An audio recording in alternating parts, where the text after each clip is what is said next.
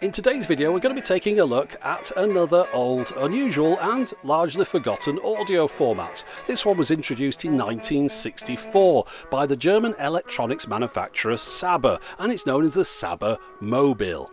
Now this was an early attempt at a tape cartridge system, and you could use it as a portable device running off batteries, but you could also put it on its side, and the reason for that is because it was designed to be slotted into a caddy which went under the dashboard in your vehicle.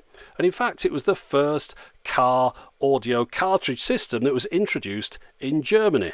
And it was just one of a number of different formats introduced by various manufacturers in the 1960s who were all competing against each other to become the default car audio standard. And that is a prize that was eventually awarded to 8-track. The Sabamobil system uses this wide and unusually shaped cartridge. You can see on here I've got 4 individual tracks. They're mono tracks, so I've got A and B on this side and then C and D on the other. If you were to listen to those one after the other all the way to the end, you get about 90 minutes worth out of this. We've got a reel-to-reel in here, and you can see the tape going across through the gap in the top there. And when you put the cartridge back into the player, that tape goes in between the 4 raised sections that are on top of the machine. You can see it's held in place with that little clamp on the right there, and of course that will hold it in place even when the tape is in a downward position, so it won't fall on the floor of your vehicle. Now on the right here I've got a radio as well at the top. It's an AM radio or medium wave, and around there I've got a volume control on the outside. And then down towards the bottom right, that's a tone control. You see these are all accessible from the front of the device, which of course makes it easy when it's in your vehicle. The speaker goes underneath, pointing at the floor of the car, and the speaker grill on the other side doesn't have a speaker in it, that's just for decoration. Now when it comes to playing tapes, you've got a choice of 2 different programs you can listen to on this side. So if I want to listen to the red one, I'll move the lever up towards the red dot and that will play that program. And then if I wanted to change and listen to the other one, just slide it down towards the sort of greeny blue mark on there. Now you might be able to just about hear in the background that my machine isn't running particularly smoothly. However, it's working a lot better than it was when I first got it. It didn't operate at all then. I had to take it apart and unseize various parts that had gunked up over the years. But I do think it's quite a neat machine, the way that the cartridge can be put in from this side. All the controls are accessible in that little panel on the right hand side. It's very well made as well. You can see these screw-on sections at the side. Those are designed to hold it into the holder that goes under the dashboard in your vehicle. You can see them on the picture here. Of course, this was back in the day when there was a heck of a lot more room under the dashboard in an average vehicle.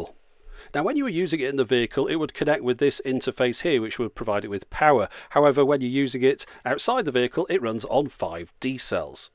Now when I first saw one of these, I thought these 4 things on the top were buttons, but they're actually plastic covers that are hiding the playhead and the pinch roller. The pinch roller's on the left, the playhead is on the right, and the tape goes between them. If I remove the top off the device, you can see how it operates. When you turn the lever on the right hand side, the arm moves down and pushes the tape against the playhead and also pushes the pinch roller against the cap stand there. So the tape goes between those when the cover is on the machine.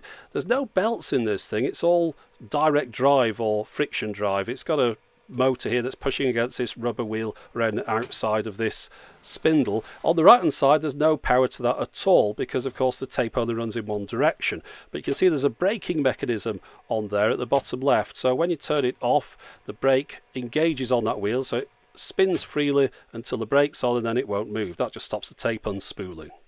Now if you're wondering why that red dot is on there, well that's supposed to light up when you're using the device. You can see here we've got a little tiny bulb behind there and it's been burnt out on mine, so I've taken it out and swapped it with the one that was behind the radio tuning window, and you can see when I put that in here and turn it on, the little light comes on, and of course that would light up that little red dot on the top.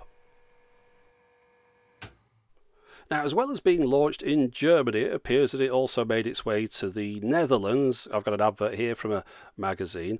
And also, they attempted to launch it in the US. In this article I've got out of an old Billboard magazine, you can see that they planned on selling it at $136 in 1965, cartridges for $14, and the car adapter for $45. Now, the music you could play on this, well, it doesn't look like there's an awful lot of selection. It came from Sabamusic's own library, as well as the Ariola Eurodisc library. So I don't think that's a very extensive collection of music. I've only seen a few cartridges for sale over the years on eBay. These are some that some chap was selling recently. And the selection reminds me of the kind of music that you could find available on the Teffy carts. Now, there was only ever one Sabamobil system released, the one I've shown you here, and it was a playback-only device, so you'd think you'd be restricted to just listening to that rather weak selection of pre-recorded titles. However, if you open up one of these cartridges, you can see it's not all that clever inside here. All we've got are two standard open reel 3-inch reels containing a 1/4-inch tape. So if you had your own 4-track open reel machine at home, you could record your own Saba cartridges, and they sold blank cartridges for this purpose. You can see on my cartridge here where I've got these plastic indents at either end. Well, on the blank ones, rather than being held together by 4 screws, they had a metal clip over each of those indents, which you just pulled off either side, which enables you to take the 2 halves of the shell apart and remove the 3-inch tape. So you could put it on your home machine, record music off your LPs or whatever, and then put it back inside the cartridge. But of course, what that means for me right now is that I can take the reels out of this cartridge and put them on my normal reel-to-reel machine and record the audio off there so we can hear what it actually should sound like. So let's have a listen.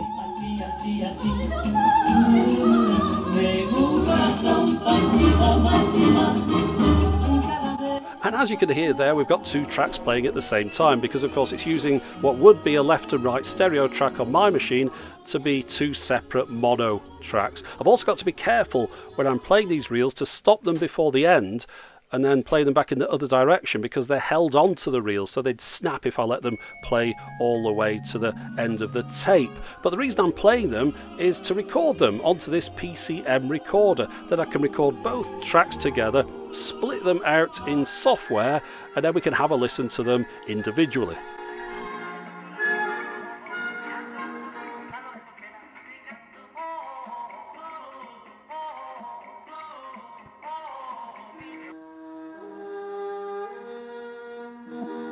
I was interested to see that the cartridges end with a chime sound, and that was there to tell you when to turn it over. That's something that reminded me a lot of the Teffy carts. But anyway, let's have a listen to that, followed by a few little samples from the tape now.